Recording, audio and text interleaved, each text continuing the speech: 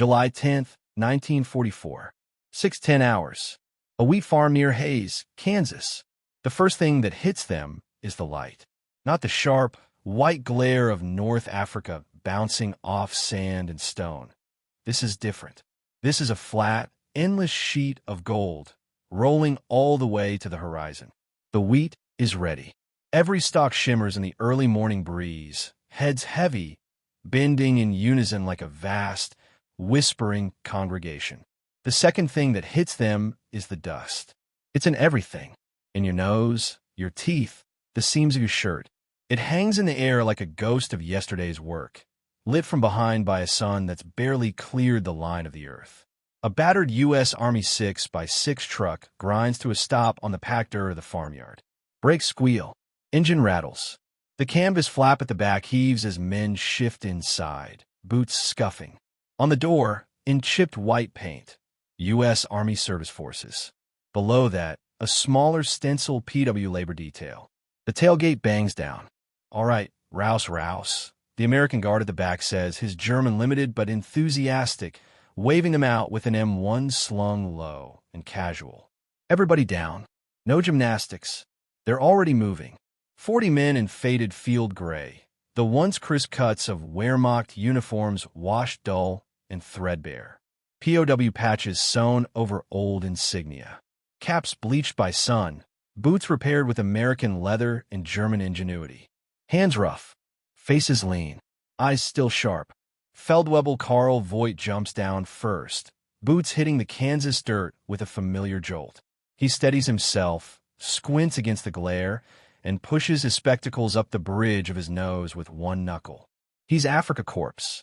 You can see it in the tan lines, in the way he narrows his eyes automatically as if expecting a mirage, in the way he scans the horizon for cover that isn't there.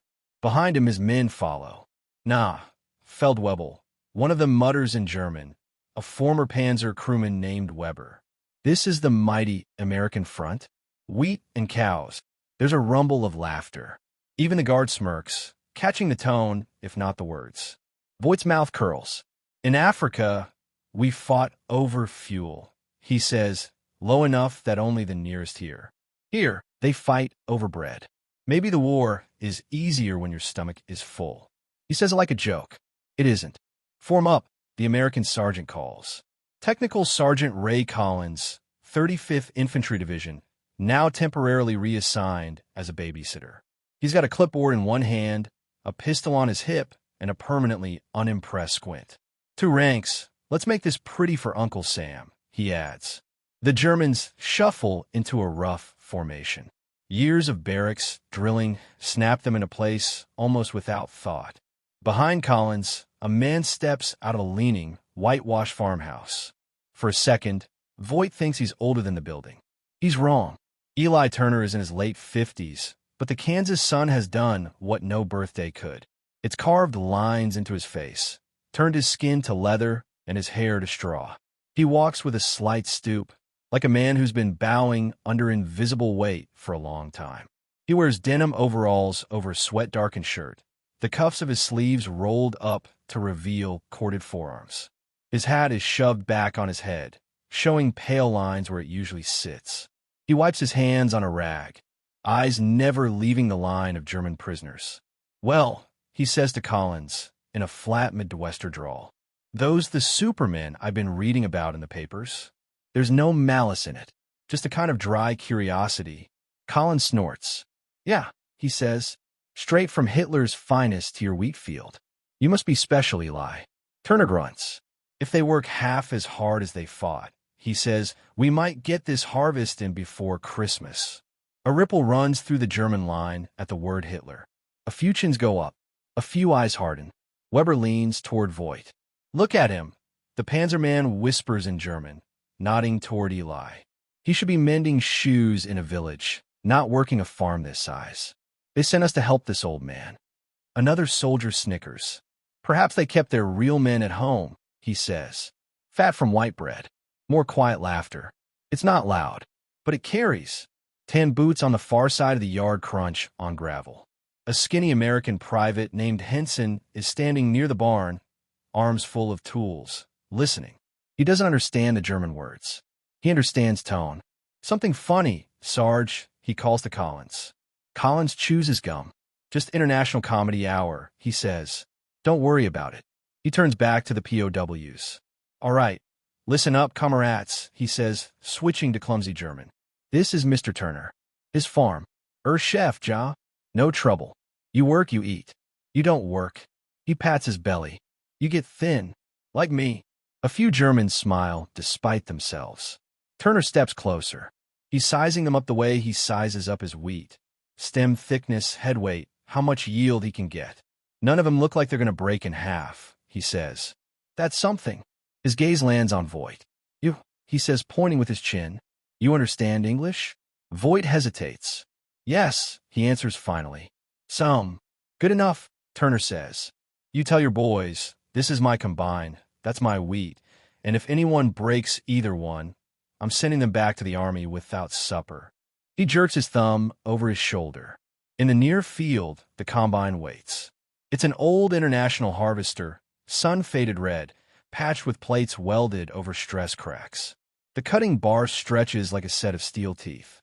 The grain tank looms behind, its paint blistered. To a German eye, raised on tidy Wehrmacht motor pools and obsessively maintained vehicles, it looks abused. Voigt can't help it. He snorts. It belongs in a museum, Weber mutters. Or a scrapyard. Turner hears the tone, if not the words. He spits into the dust. That contraption, he says, has seen more seasons than most of you have birthdays. She's ugly, but she runs. He glances at the sky. Already, the heat is climbing. Come on, he says. Sun's wasting. They move toward the field in a loose procession. Turner out front, Collins on one side, Hinson and another GI bringing up the rear, 40 German POWs in between like a column heading for the front lines of a very different war. The wheat meets them like surf. At the edge of the field, Turner stops. He looks over the sea of gold, then over the line of gray. Here's how it works, he says, gesturing to the combine. She cuts, she threshes, she blows chaff out the back and grain into the tank. You boys pitch bales, haul sacks, do what I tell you. No heroics. Voigt murmurs a quick translation. Weber listens, then mutters under his breath. No heroics. Of course. Americans let the machine do the hard work. Another POW adds, with a curl of his lip. In Africa, we march miles in 80 degrees, then dug in with bare hands. Here, they ride on chairs. Turner climbs onto the combine's platform with the awkward grace of someone who's done it so many times he doesn't think about it anymore. He pulls at levers, flicks switches, gives the throttle a practice tap. The engine coughs, turns, roars to life in a cloud of black diesel smoke. The machine shudders, then settles into a deep, steady rumble. Voigt's trained mechanic's ear kicks in. For all the rust and dents, the engine sounds good. Strong. He's about to say so when there's a sharp crack. The combine lurches. A grinding squeal tears through the air. The belt on the outer pulley whips off and snaps like a broken snake, slapping the side of the engine housing. The machine dies with a choking shudder. The field falls silent. Weber smirks. Of course, he says. German design would not. Shut it. Voigt snaps automatically, watching Turner. A lesser man might curse. Kick the tire. Throw his cap. Turner does none of that. He just chews the inside of his cheek for a moment, then climbs down, wiping his hands on his overalls. Damn belt, he mutters. Collins calls out, You want us to send back for parts, Eli? Turner shakes his head. By the time the army finds the right one, this wheat will be dust, he says. We'll fix her. He says it like there's no alternative. Voigt can't help himself. You have spare? He asks in halting English. Replacement belt? Turner gives him a sideways look. Son, he says, not unkindly. Out here we don't have spare anything. We got what we can scrounge and what we can make. He jerks his thumb toward the barn. Wire, he says. Scrap. Old harness leather. Come on. Weber snorts. To repair a combine with wire, he murmurs in German. Typical. Soft country, soft machines, soft men. The men around him chuckle. Dust floats in the hot air, tiny glittering motes in a shaft of sun. In a few hours, that same dust is going to be caked in places even desert veterans didn't know could sweat. And the Feldwebel who laughed at Old Man Farmers is going to watch Eli Turner lash that broken combine back together with nothing but baling wire, scrap, and sheer stubbornness. Then drive it into the wheat and work until the stars come out. What Voight doesn't know yet is that by sundown, he'll be repeating something to his men he never thought he'd say about an American. I have seen this kind of endurance only in the Wehrmacht. But right now, at the edge of a Kansas field under a rising wall of heat, he's still smirking, still convinced, still certain that this stooped farmer and his patch machine are no match for a German NCO who survived Rommel's retreat. The day is about to prove him wrong. 1 acre at a time. Section 2. Wire, pride, and the first rows of wheat. The barn smells like oil, old hay, and hot steel. Inside, the light is thinner, slanting in through cracks and a row of small, filthy windows high up under the rafters. Dust motes churn in it like smoke. Turner leads the way, boots hollow on the boards. Voight and half a dozen POWs follow, Collins lounging against the doorway with his thumbs hooked in his belt, the universal posture of a man who intends to supervise, not help. Wire's there, Turner says, jerking his chin toward a pegboard loaded with loops of baling wire, coiled like metallic snakes. Scraps in that bin. Don't touch the welding kit unless you know what you're doing. The welding kit is a battered rig that would make a German workshop inspector faint on sight. Hoses spliced, gauges foggy, torch handle taped. Voight's mechanic brain twitches. He steps toward the pegboard, fingers brushing the wire. We fix belt with this? He asks, skeptical. Turner shrugs. She don't need to look pretty, he says. Just needs to spin without flying off and taking somebody's head with it. He grabs a loop of wire himself, tests its tension with a practiced yank. You know engines? He asks Voight, eyeing his hands. Voight lifts his chin. Panzer mechanic, he says. Before capture. Turner's eyes narrow, recalibrating. Tractor wheeled, he asks. Wehrmacht Panzers, Voight replies. 3rd Company, 5th Panzer Regiment. Africa. Turner snorts. Well, he says, you've worked on worse than my rust bucket, then. Weber mutters under his breath in German. At least he admits it. Turner ignores him. He pulls a crate over with a grunt, climbs up to rummage on a shelf, and comes down with a strip of worn harness leather, cracked but solid. Belt sheared off right by the pulley. He says, more to himself than anyone else. We'll splice in a patch, wrap her with leather, tie her with wire. She'll hold long enough. He glances at Voight. You think you can help me rig it? He asks. There's something almost like a challenge in the question. Voight's pride pricks. Part of him wants to scoff. This is Bush League improvisation compared to cannibalizing tank engines in the desert to keep a column moving. Another part of him recognizes a professional when he sees one, no matter the flag. Yes, he says after a moment. Show me brake. They step back into the heat. The combine waits, wounded animal in the sun. Closer now, Voight can see the damage. The main drive belt has snapped near the lower pulley and's frayed, strands of fabric hanging like hair. Turner squats beside it with a groan of joints. Voight crouches opposite him. The POWs gather in a loose semicircle, shadowed by the GIs. All right, Turner says, running a hand along the belt. We cut out the bad bit, punch some holes, lace in a patch. You ever sew a boot? Voight blinks. No, he says. Boots were issue. Figures, Turner mutters. Well, you're about to learn. He produces a punch, a rusty awl, and makes a hole in the belt with skilled, brutal efficiency. Voight watches, then takes the tool and mirrors the motion on the other end, his fingers automatically precise. The rhythm is familiar. Not the tools, not the materials, but the problem. Something vital broken, no proper parts, no time to wait. You either make it work or you don't move. He's done this in Libya, under a sky like brass, with Stuka's sirens in the distance. Doing it in Kansas, with cicadas screaming and no one shooting, feels wrong. Your people never heard of spare parts stores? Weber mutters behind him. Turner hears. Spare parts stores 100 miles that way, he says, jerking his thumb toward the horizon. And even if it wasn't, they're all going to the boys overseas right now. War eats steel. That leaves me with this. He holds up the harness leather. In case you hadn't noticed, he adds, you're the spare parts. A few Americans snicker. Voight can't help a grudging flicker of respect. He threads the leather patch between the cut ends, helps Turner lace the baling wire through the holes in a tight pattern. Twist, pull, twist. Wire bites into leather. Sweat runs down both men's temples, hanging from their chins. Turner's hands are big and rough, knuckles scarred from decades of impacts. Voight's are narrower, but calloused from tools, not pens. They work without talking for a minute, tied together by the shared language of mechanics. Grunt, gesture, the occasional curse when the wire pokes skin. The watching POWs shift, restless.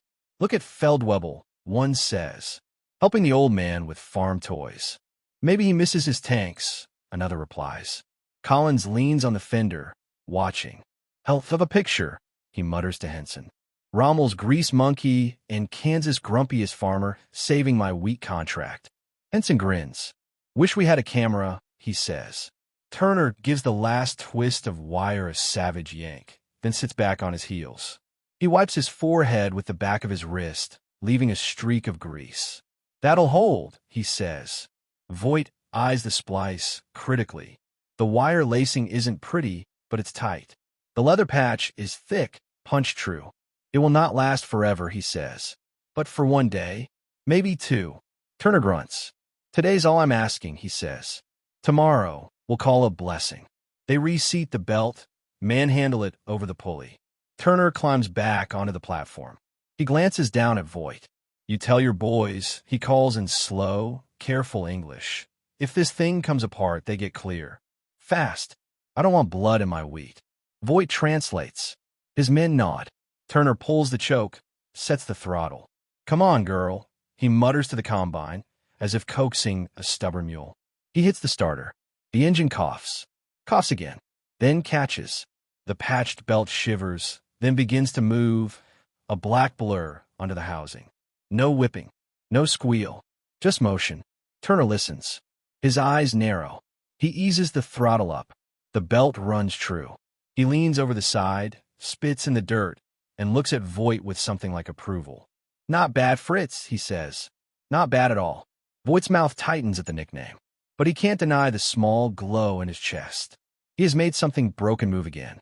It's a feeling that transcends uniforms. Turner waves to Collins. Let's go, he shouts. We're burning daylight. The combine lurches forward, header dropping like a drawbridge. The cutting teeth bite into the first row of wheat. Stalks fall in neat, surrendering waves. The machine eats through them, disgorging straw and chaff out the back in a golden storm, grain rattling into the tank with a satisfyingly steady hiss. Turner rides the platform like a man surfing his own livelihood. He doesn't sit. He stands, one hand on the wheel, the other on the lever controls, lean body moving with the machine. Voight watches for a moment. It's impressive, for an old man. Then the shout comes. All right, let's go. Collins calls. You heard him. No heroics, but no laziness either. Grab sacks, pitch bales. You. He jabs a finger at Voight. You're with Turner. If that belt snaps, you're up there before he hits the brakes. And then the day begins. Real work. Not prison camp calisthenics or half-hearted road crews. Work that has to be done before the sun burns the moisture out of the wheat and the heads shatter under their own weight. They spread out behind the combine. Some Germans take to the grain truck, shovels ready. Others grab burlap sacks, positioning themselves at the auger. The first load of golden grain spills out in a controlled cascade, dusty, hot, smelling of bread that will be. The heat turns vicious fast.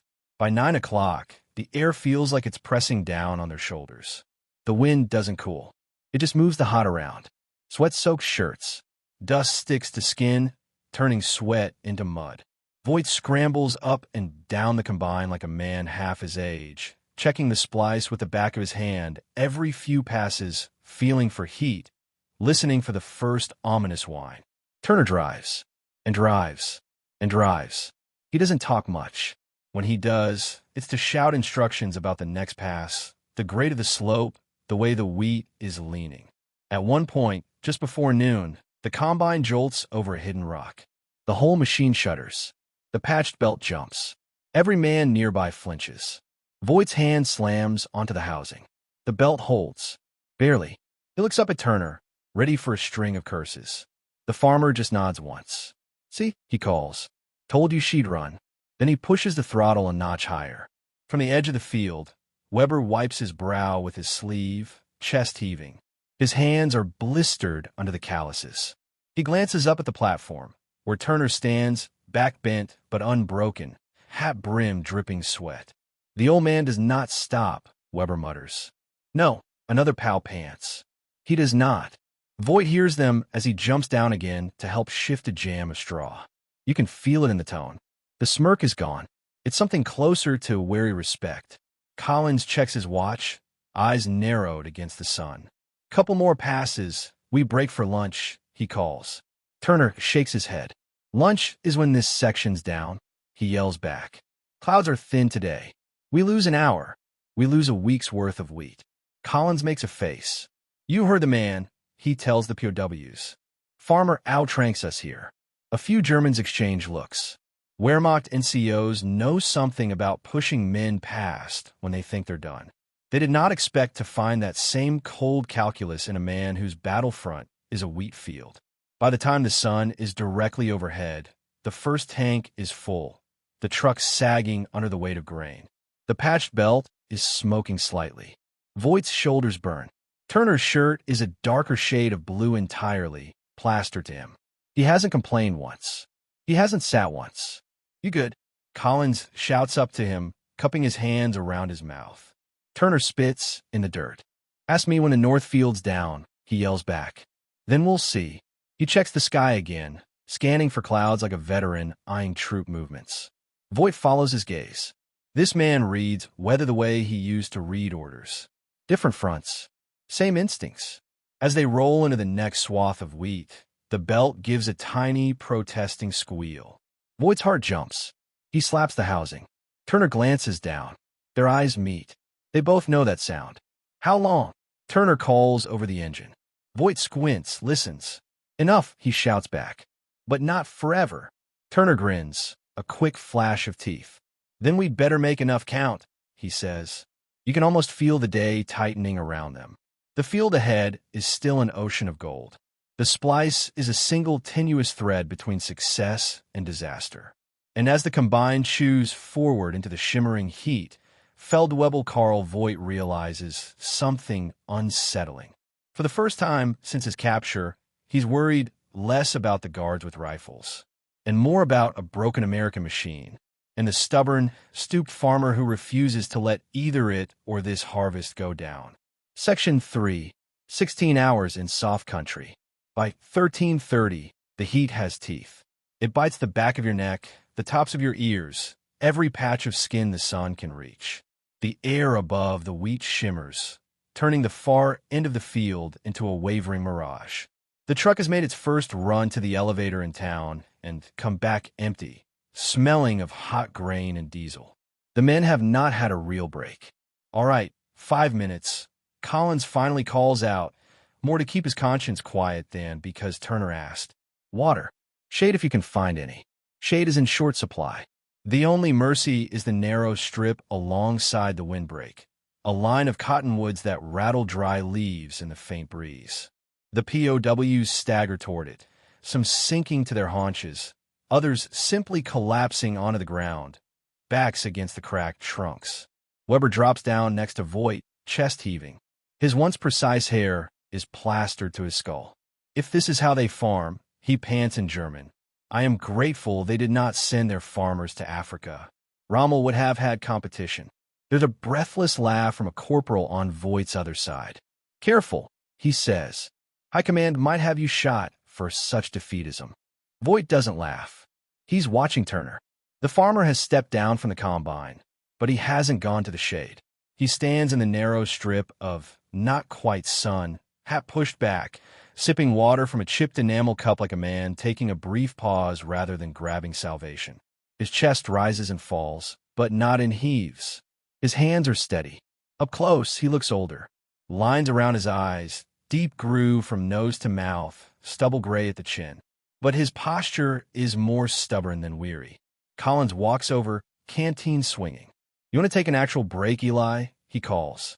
I can pull a man up to spell you a while. Turner shakes his head. Truck lost half an hour at the elevator, he says. We got to make that up. This weather turns. We're sunk. He glances toward the POWs under the trees. How are your guests? He asks. Griping, Collins says. Sweating. Same as us. Turner grunts. That wheat doesn't care what language they complain in, he says. It'll fall or it won't. He tips the last of the water into his mouth, wipes his lips on the back of his hand, and heads back toward the machine. Weber stares. He is going again, he says, incredulous. We have not even finished 5 minutes. It is his field, Voight replies quietly. His war. He stands. His legs protest, muscles twitching. He ignores them. The belt splice is holding. For now, he's not going to be the one who lets it fail. On your feet, he snaps instinctively to the men around him. Pause is over. Let's move. They groan. They move. They can't do anything else. Habit is a powerful thing. The afternoon stretches out like the field. Long, unbroken, brutal. Row after row. Pass after pass. The combine's engine note becomes a constant, monotonous roar in their heads, even when they step away to haul sacks or ride the truck into town. On one of those trips, as they rumble along the dusty road, the POWs catch glimpses of a world that doesn't look like it's at war. Children on bicycles, women in print dresses hanging laundry, a gas station with glass pumps, a mechanic smoking in the shade. On a porch, an old man in a rocking chair watches the truck go by, pipe clamped in his teeth. Weber shakes his head slowly. Do they know, he asks, half to himself, what this looks like from the air, from cities that are ash? Voight looks out at the waving fields. I don't think they do, he says. I think they know drought and blight and prices. Different kind of shells. When the truck returns to the farm, the sun is lower. The heat is not. Turner is still at the wheel. The belt patch is darker now, heat-warped. When Voight lays his palm lightly against the housing, it feels like touching a stove. He jerks his hand back on instinct. Turner catches the motion. She's singing, ain't she? The farmer calls down over the engine noise. She's screaming. Voight shoots back. But she sings still. Turner grins. Story of my life, he says. He looks at the sky again. Clouds are building in the west. Not big storm towers, just enough to hint at a change. You got another 3 hours in you, Fritz, he asks. Voight bristles at the name again. He doesn't answer. He climbs up onto the platform. Stands beside Turner. Ask your machine, he says. If she moves, we move. Turner laughs, a short, rough sound. Fair enough, he says. Here. He hands Voight the wheel. For a heartbeat, the German stares at it, stunned. You want me to drive? He asks. Turner shrugs. You've run tanks, he says. You can drive in a straight line, can't you? He points ahead. Keep her nose between those 2 fence posts, he adds. Don't choke her on the turns. I'll watch the hopper and the belt. It's an absurd kind of trust. Enemy NCO. On a farmer's combine. In Kansas. With an American standing 1 step away. But the absurd has been routine for a while now. Voight sets his hands on the wheel. It feels wrong and familiar at the same time. Turner flips the lever. The teeth bite. The machine lurches forward. Voight steers. The header chews into the wheat. And for a moment, he feels something very close to being back in a Panzer. Field stretching ahead. Engine underfoot. Responsibility sitting in his hands like a live thing. Dust kicks up around them, a golden cloud that coats hair, lashes, lips. The POWs on the ground look up, eyes tracking the shape of their Feldwebel riding an American machine. Collins nudges Henson. Look at that, he says. We just integrated the Wehrmacht into the Turner farm payroll. Henson laughs. War Department's going to want a report, he says. The passes blur. Turner switches back with Voight when the German's shoulders start to sag. He never says, you're tired. He just says, I'll take it from here, and the transition is as smooth as any relay on any battlefield. By late afternoon, the light changes. The gold deepens. Shadows lengthen. The wheat behind them lies in neat, trimmed swaths. The wheat ahead is still a solid wall. Water, Collins calls again at one point. Short break. 10 minutes. Turner shakes his head. 5, he says. Cloud cover's coming. Air's gonna cool. Heads'll shatter if we wait too long. His voice is hoarse. He hasn't drunk enough. He hasn't eaten more than a heel of bread and a slice of cheese he grabbed on a pass. He barely notices. Eli Turner has done this dance too many years. Racing weather, racing daylight, racing debts. 16-hour days aren't extraordinary. They're Tuesday. For the men who once marched with the Africa Corps, time was measured in kilometers, in engagements, in casualties. They're learning a different measure now. Bushels, acres, rows. They drag themselves through the break, then back to work. Weber's feet feel like wood. His palms are torn where the blisters gave up and split. He watches Turner Hall open a jam in the feeder, bare hands scraping husks and straw, then jump back up without so much as a curse. How old do you think he is? Weber asks Voigt between loads, breath ragged. Voigt glances up at the stooped back on the platform. 55, he guesses. 60. He works like a 20-year-old recruit, Weber says. In training. Voigt doesn't argue. He's thinking of boot camp at Munsterlager, of instructors who seemed carved from oak, of the way they pushed young men until they dropped, then told them that was just the beginning. He's seeing that same relentless drive in a place no drill manual ever mentioned. As the sun finally slides down toward the horizon, painting the field in red and orange, the belt starts to squeal. Not a sharp sound, a drawn-out, tired whine, like a dog at the end of its strength. Voigt's head snaps up. Eli, he shouts, switching to English without thinking. She is near her end. Turner listens. He hears it too. He doesn't slow. How much? He yells back. 2 passes? 3. Voigt gauges the sound, the heat, the way the splice shudders. 2, he calls. Maybe. Turner nods. He jabs the throttle forward a hair. The POWs on the ground groan. No, Weber mutters. No, no, no. Just stop and fix. Voigt cuts him off. If she stops, she does not start again, he says. Not before dark. And the wind is rising. As if summoned, a breeze picks up. It brushes the wheat. Some heads shatter, grain scattering. It's like watching money blow away. Turner sees it. He bares his teeth. 2 passes, he says again. We're stealing them from tomorrow. The combine roars into the next row. Every man on that field is holding his breath now. POWs, GIs, the farmer. 16 hours of work have boiled down to this. A patched belt, a stubborn machine, and a question no one expected to ask this morning. Can an old Kansas farmer push himself, and them, as hard as any Wehrmacht and CO? They're about to find out. Because on this last pass, with the sky bleeding out and the wheat rattling in the wind like bones, something is going to break. And Feldwebel Karl Voigt is no longer sure it will be the machine. Section 4. When the belt finally snapped. The last light of the day turns the wheat into fire.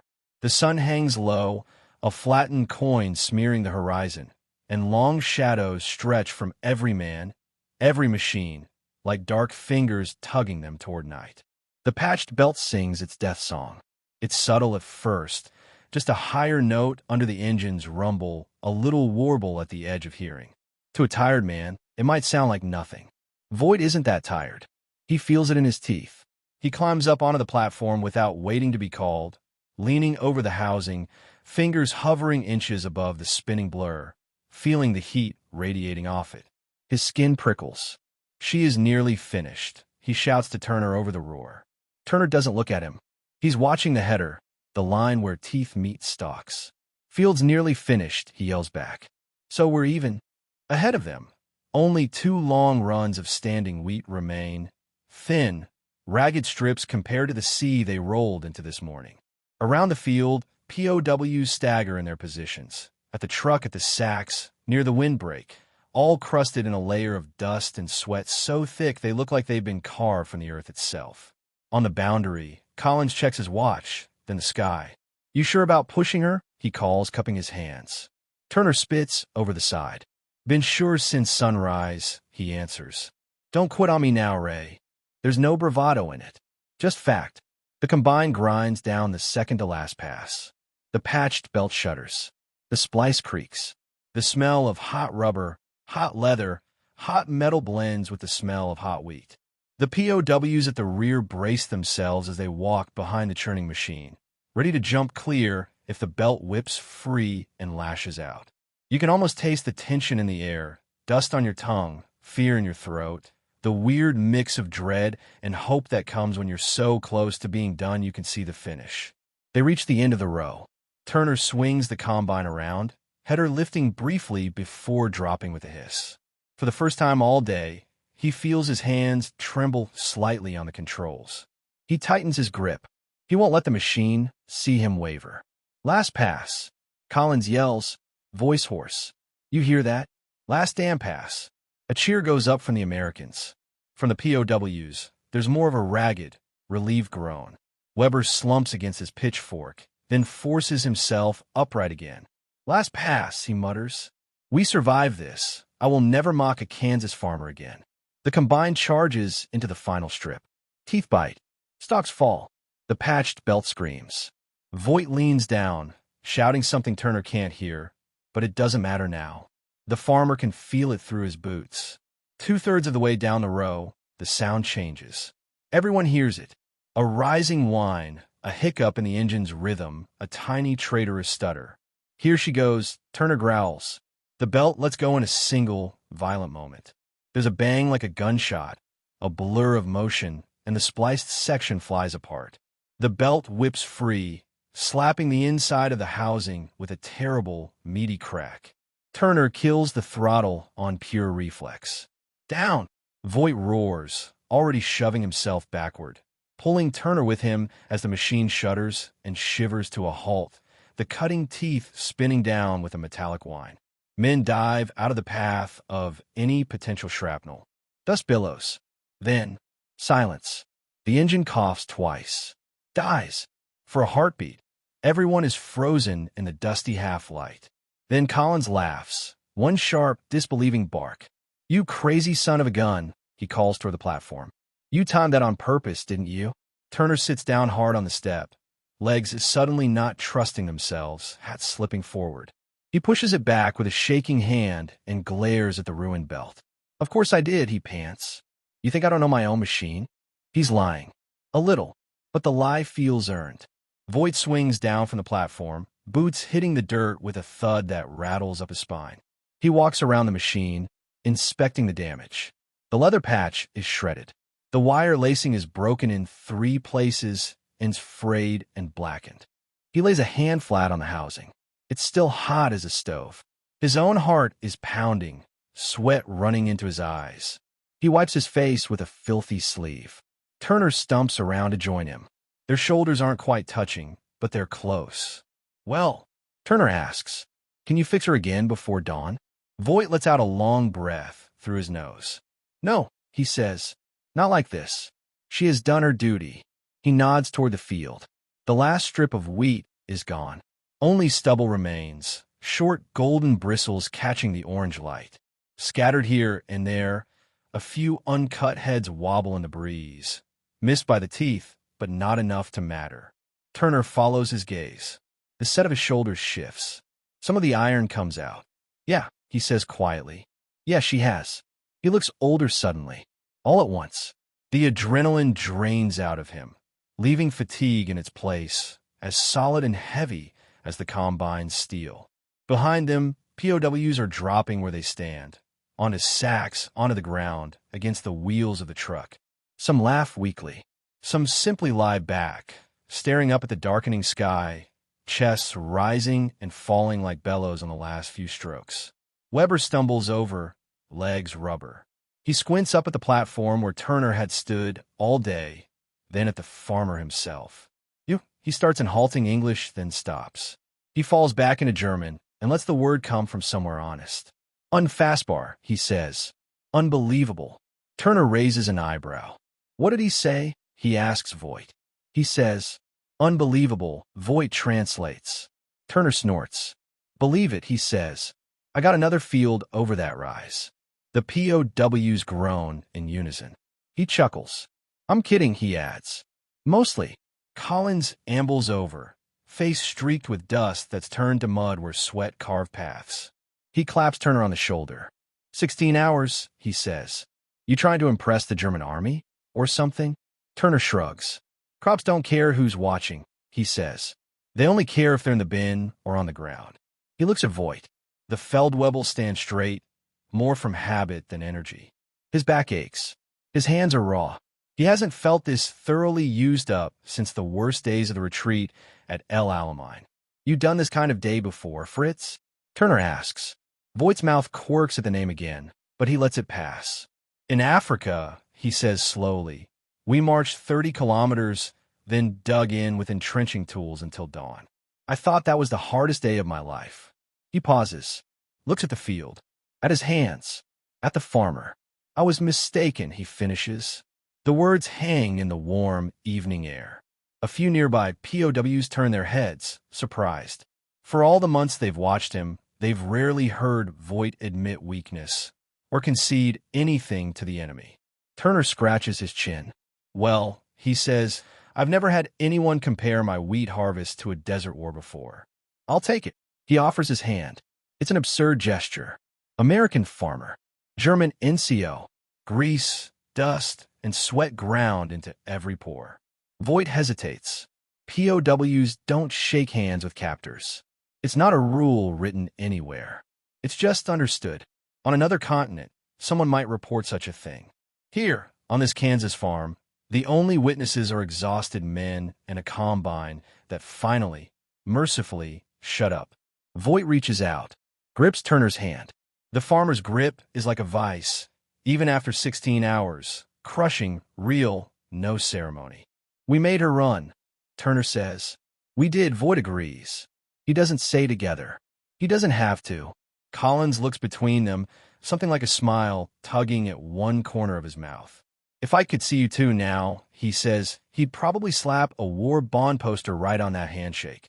Henson wanders up, canteen dangling. You want us to run them back now, Sarge? He asks. Or give him a few minutes to remember how to breathe? Collins checks the sky. It's almost fully dark now. Only a smear of orange remains in the west. Give him 10, he says. Then we roll out. They earned it. Hell, we earned it. Turner starts toward the farmhouse. Got stew on the stove. He calls back over his shoulder. Beans, salt pork, some of that army beef that almost tastes like beef if you squint. He turns to Voigt and jerks his head. You tell your boys, he adds, they worked a man's day today. I don't care what uniform they wore before. Out here, that counts. He doesn't wait for an answer. He disappears into the twilight, hat brim low, shoulders hunched, but somehow still broad. Voigt stands there for a moment, feeling the ache in every joint. His men look at him, waiting, not for orders, for interpretation. What do they just see? What do they just survive? He clears his throat.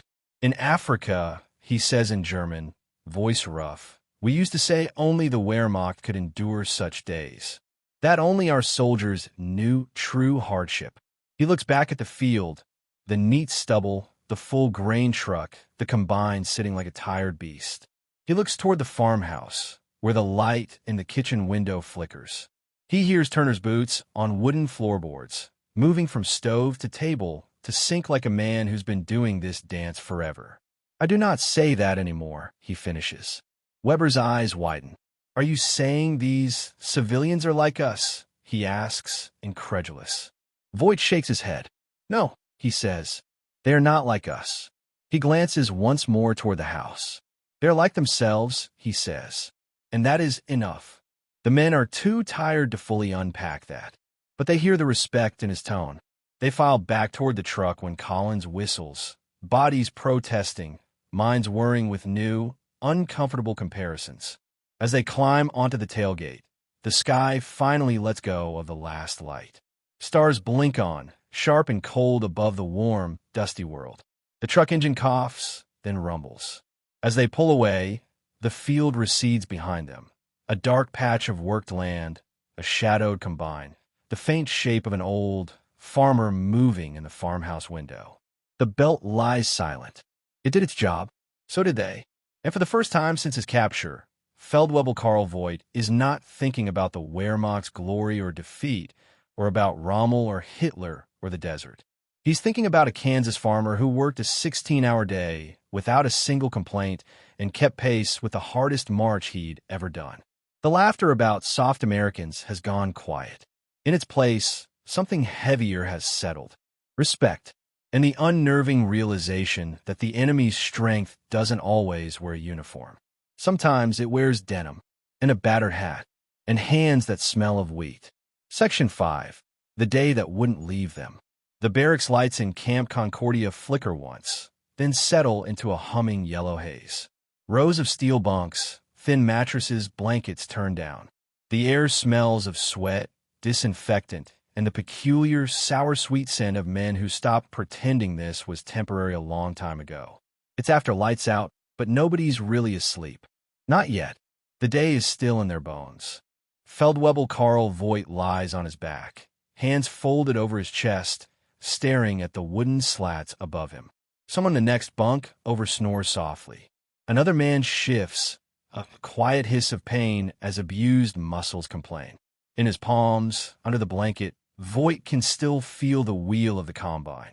His shoulders remember the vibration. His nose remembers the smell, hot wheat, hot oil, hot metal. His ears remember the sound of the belt snapping, then the silence. He can still hear Eli Turner's voice, flat and matter-of-fact. They worked a man's day today. Across the aisle, Weber mutters in his sleep. More sacks, don't let it spill. He jerks awake with a grunt, blinking at the dim ceiling. You were talking, Voigt says quietly in German.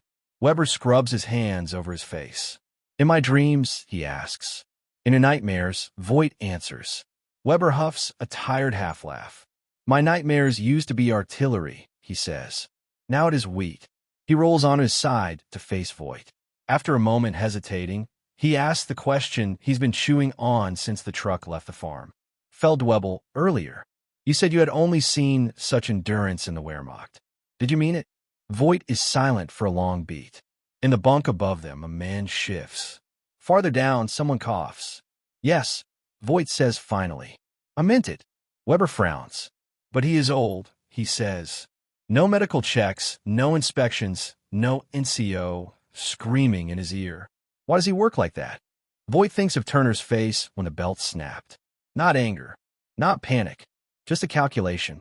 Did we get enough? Can I live with what's left?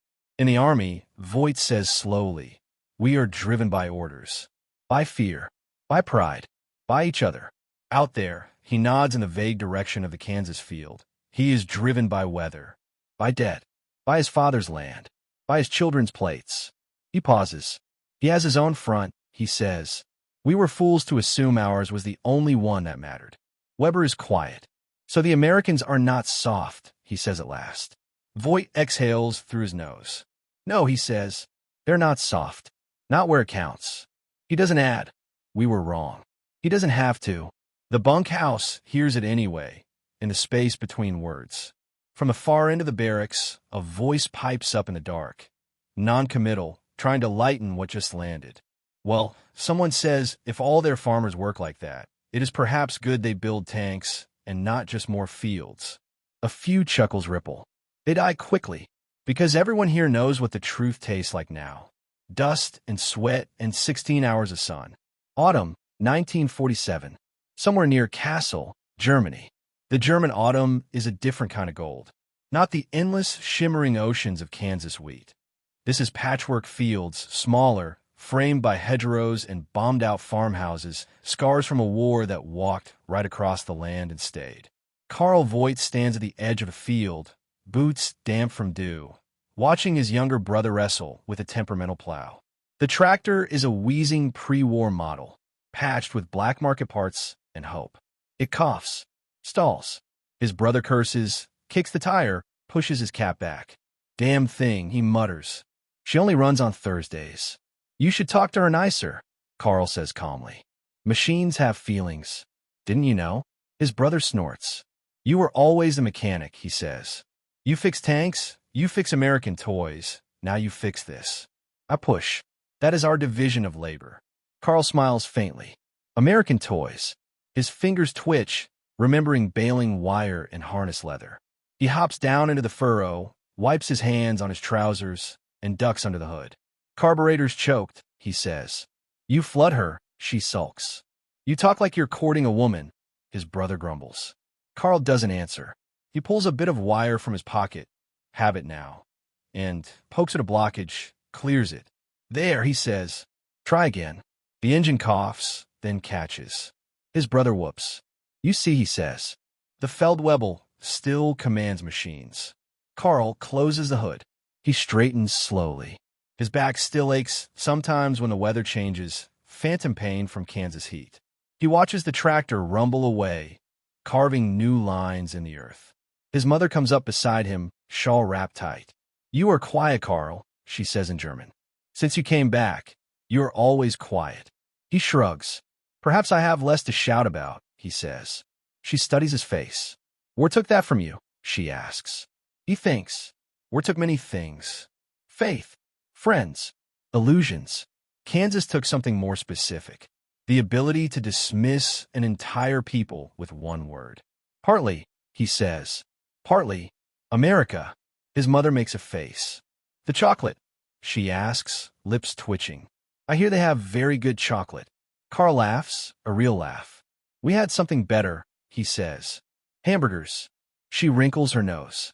Sounds foreign, she says. It was, he replies. That was the point. He looks out over the German field. Smaller, wounded, still worth saving. You know, he says slowly, when we left for Africa, they told us American civilians were soft, that they did not know true labor. When we went into captivity, we repeated it to comfort ourselves. He thinks of Eli Turner, hands black with grease, driving that combine into the last row with the belt screaming. Hands that smelled of wheat, not cordite. I have seen men here break after 10 hours, Carl says. In the mines. In the rubble. His mother nods glumly. And there was a man in Kansas, Carl continues, who did 16 on a machine held together with wire, and then went inside to milk cows, fix a pump, and eat supper without saying a word about it. His mother is quiet. It was a soldier of the earth, Carl says softly. We were arrogant to think only we knew endurance. She slips her arm through his. You are still my son, she says. Not his. I know, he says, but part of him is still on that platform. Kansas wind in his face, wheat dust in his eyes, watching an American farmer refuse to yield to heat or fatigue. Part of him always will be. June 1952. Hays, Kansas. The combine is new. Paint's still bright red. Decals clean, belts unfrayed. It's bigger than the old International Harvester, taller, with a cab like something off a science fiction magazine cover. Corporate engineers sold it to the bank with charts and bullet points. The bank sold it to Eli with interest. He parks it at the edge of the field, climbs down carefully. His knees complain more now. His back has decided that 18-hour days were young man's game. He pats the fender like an old friend.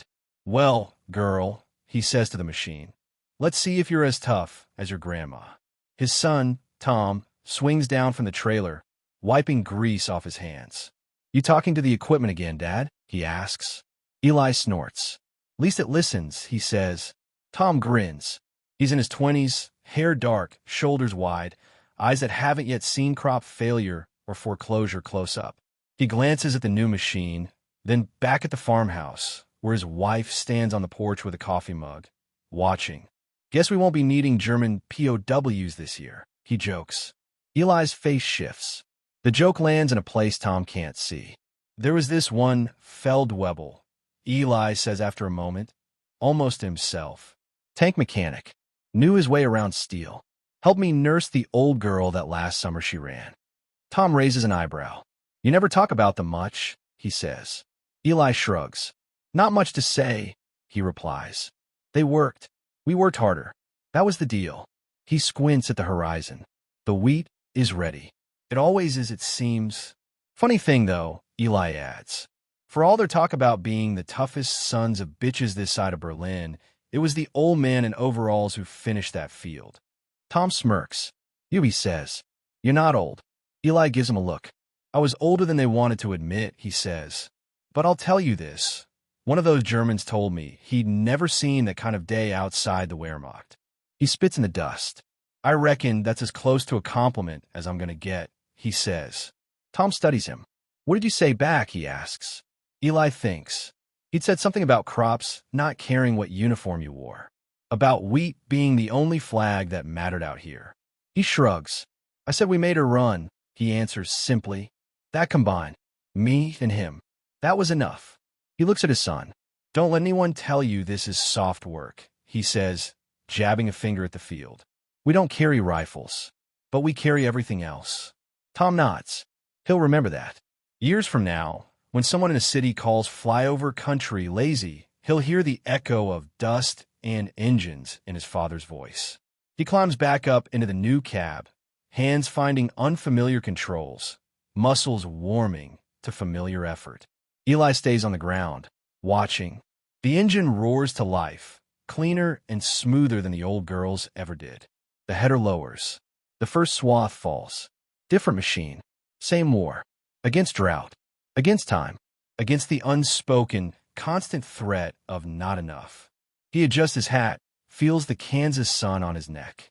For a second, just a sliver of a second, he thinks of a dusty day 8 years ago, when a truck full of ex-Africa Corps soldiers rolled into his yard, laughter in their teeth about soft Americans and old man farmers. He remembers their faces that night, gray with exhaustion, eyes hollow but oddly bright. He remembers the Feldwebel's handshake, and the way the laughter died. Not with anger, with understanding. You can almost see it if you close your eyes. One line of men in field gray, one stooped farmer in denim, and a patched belt screaming through the last row of wheat, until it finally gloriously breaks. In the end, no newspaper printed their names. No monument lists the day German POWs in Kansas worked to harvest until their legs shook. There are no medals for realizing you were wrong about your enemy.